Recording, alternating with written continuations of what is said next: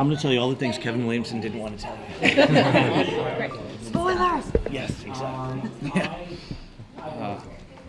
Maybe Wow. I'm going to make them up. But If you want to start by talking about what relationship either you had with either the pre-existing film or indeed the book that became the pre-existing film. You've read the book, I've seen the film. I watched the film. I pretty much just before we started shooting. I was really umming and ahhing about whether I was going to watch it or not. But I decided to watch it, and just kind of, it helps to just have a look and take what you want from it, and don't take what you don't want. And it's a thing where it's a film from '79. Cinema was very different back then. So keeping that in mind, I think I was hopefully able to try and keep subjective and objective about it. But, yeah. You were great. Yeah. Kevin, when he came to me with it, he's such a huge fan of the movie, and he was talking about it like I have to check it out, and he pitched me the idea for the series, which is not easy because I don't think you look at it and go, it easily translates to a TV show. But he had this great idea for it. I decided to read the book and not watch the movie because I had to execute. And I was actually afraid of, it's one of those things where you see something and then you just subconsciously kind of copy it. And I wanted to honor it without taking from it, I guess. But I did watch the trailer, and I got a good sort of sense of the tone. And then as I started talking to people about it, everyone talked about Malcolm McDowell and how great he is in it. And I think Freddie probably was smart in looking at it, but I don't think he understood the sort of the shoes he was going to fill when he did it. And but it worked. He tested so well, and I think he brought his own special thing to it. What would you say are the biggest challenges by playing a role that somebody already played before you? Try not to copy or not get fazed by it, I think. At the end of the day, you kind of just try and look at the 50-odd pages that have been put in front of you and try and tell what you think is the truth. So you just kind of look at if goals and motivations look correct on the page, you just go for those, and then you'll have your captain to try and steer you in the direction of comedy or drama or. I think he looked at the movie and said Malcolm McDowell is really big in it. He's very over the top because every single take started with just a quiet version, and I was like, Freddie, come on. It was bigger. My direction constantly was more, pushing it.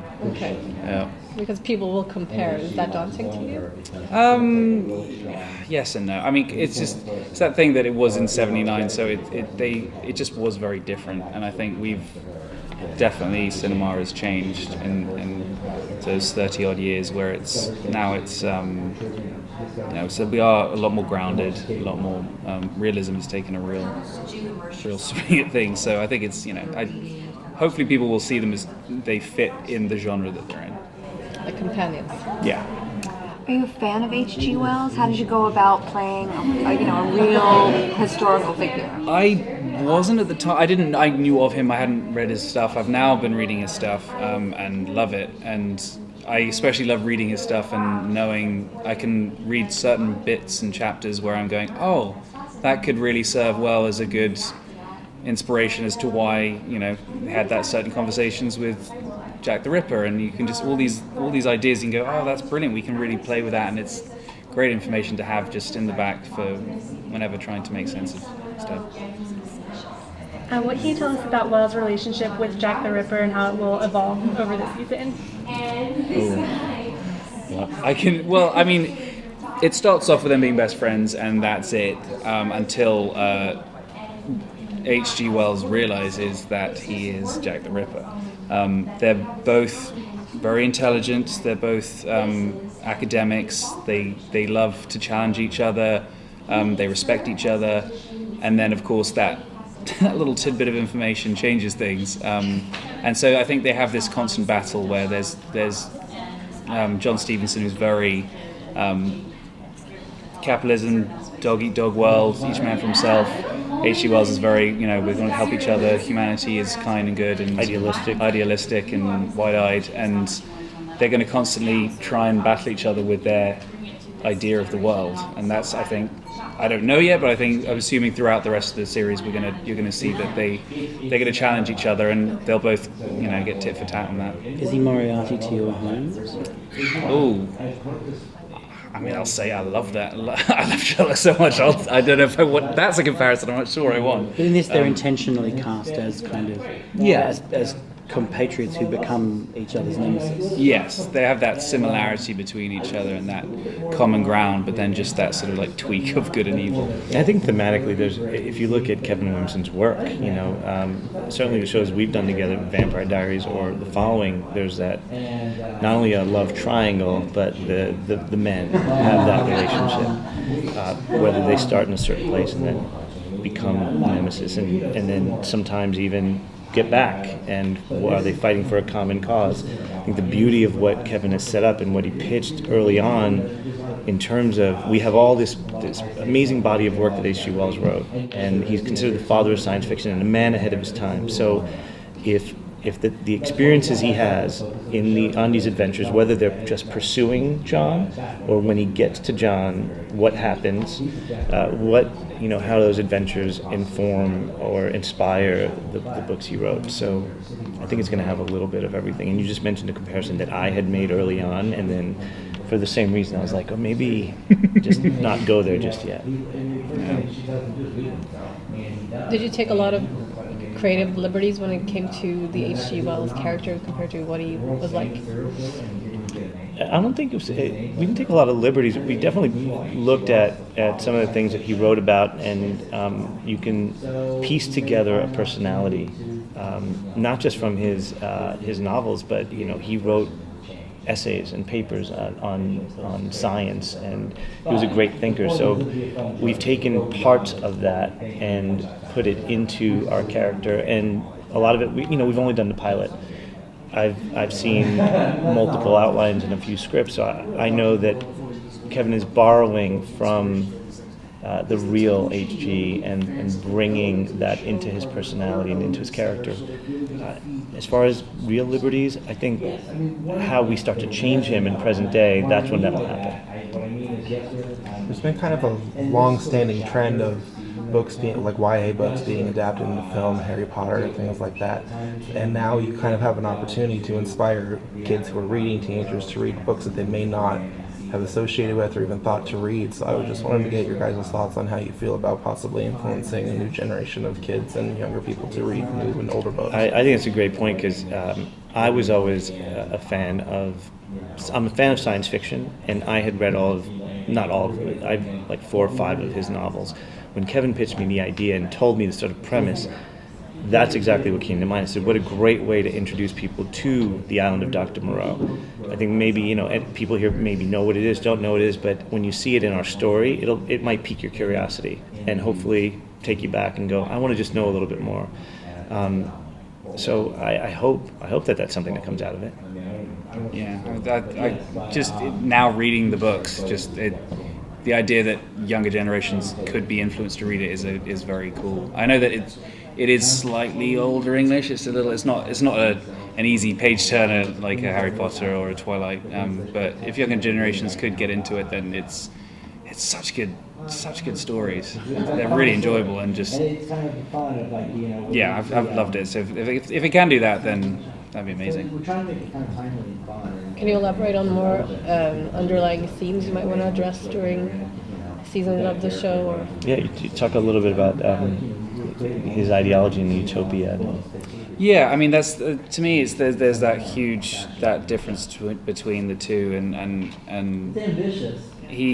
HG is so obsessed with utopia that science and technology will advance us to a peaceful time. And there's that responsibility in science. It kind of reminds me of that Galileo being persecuted by the church. Like when you discover something new, there's a responsibility with that and how that can affect the human race, and it could be for good or for worse. And so there's that battle that he's going to be, I think, really pushing for the human race will eventually find its way. John Stevenson is saying, no, we're all animals, we're all going to kill each other, it's dog eat dog. And I think It's that's incredibly relevant to today because Yeah. all the things that he says at the beginning of the pilot, I don't think anyone here has seen it, right? The pilot. He gives a whole speech about, Wells gives a speech about how in the future, through technology, and this is something he really believed in, we didn't make this up, he thought that technology would bring people together, right? And it has, right? That you can talk on cell phones and communicate in ways that you couldn't do 10 years ago. And that communication, that ability to bring people together would make for a utopian society. So when he gets here and he turns on the news and he sees that people are killing each other, walking into classrooms and shooting each other, or he's profoundly disappointed and it's done nothing to advance the human race. Where John Stevenson is already in that space. He believes people are animals. Thematically, we'll play with that in series. Sounds very interesting. Yeah, it's fun stuff to deal with. Yeah. That's that kind of thing. Having read now Island of Dr. Moreau, just that idea of these animals that are being forced to be humans and put in there certain ways, and if you teach them enough, they will start to be humans. But when nighttime comes, they start becoming more animalistic, and if they don't get trained, they will eventually revert back to their animal ways. And it's that. So as soon as I'm reading that, I'm just thinking of his, that battle, those arguments. And what is it in present day that inspired him to think that? Yeah, and then just thinking that we're telling that story, that maybe it was a lot of discussions with Jack the Ripper. Your pilot was screened on preview night. Are you tempted in any of those scenarios to stand at the back of a screening and try to take a read? We are screening tonight for the first time. Oh, okay. I thought you were screening on Wednesday night. No, we're screening tonight okay. for the first time, and I will be there because I haven't seen it with an audience. I sat through the test screening, but we're in a room looking at a monitor with a bunch of numbers on it, and as people turn the dial, and we can see what they react to and don't react to, but you can't feel the reactions because I'm not there with them. I'm really excited about that because you do sort of see what plays, what doesn't play, but I like that experience of it. Given that Friends spectacularly failed its test screening, are you concerned that Warner Brothers hasn't learnt their lesson in 20 years? The test audiences aren't always a great... Oh, absolutely. I use that. I mean, Friends is infamous. The Friends document I am prepared is with an a infamous speech. document. I'm prepared with a speech every time I go into a test screening where if we test poorly, I'm like, come on, look at Friends. It's a disastrous and test. That it- document disastrous. is lethal. And then when we test well, I'm just like I told you. It's a win-win. Yeah, I'm not going to lose. No way. What do you want the audience to do tonight? What do you want to hear? Honestly, it's a different tone than what Kevin and I have done together because it does have some levity and it does have, I don't want to say comedy, but I knew when I was shooting it and directing it, I wanted more. I wanted him to be bigger. I wanted moments to play, not an out loud laugh, but for you to enjoy it. He calls it a romp. I think that's a good way to put it. So I would love to feel that. I would love for audiences to kind of enjoy it for that because it has a twists and turns, which I think will keep bringing you back. But more than that, it was like that was fun, and that's it. I hope that we get that. Freddie, how did you, keep saying, keep telling you to go bigger, how did you do that? Just by trusting. You have to trust in your captain, and just if you go bigger, you know that as long as you go bigger with keeping truth, then you're fine.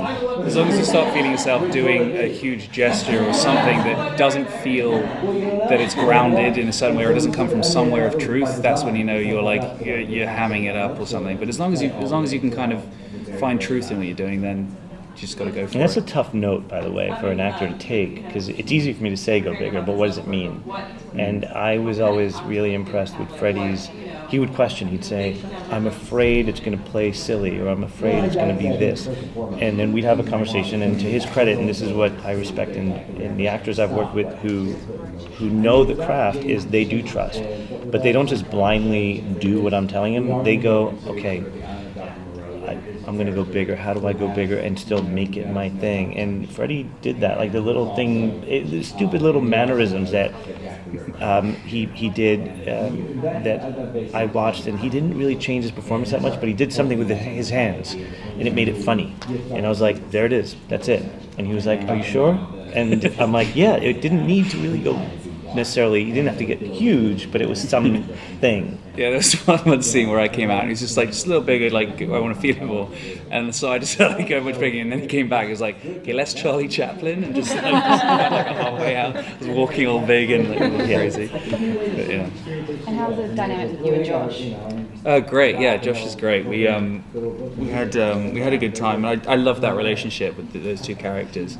And bizarrely enough, like they come from such a specific class and type and everything in England. You know, he's a doctor, he's a journalist. They're both very similar. And then I found out that Josh, he was like, "You went to St John's Beaumont?" I was like, "Yes." And this is a prep school in England. We went to the same school together. He was the year below me. I didn't even know.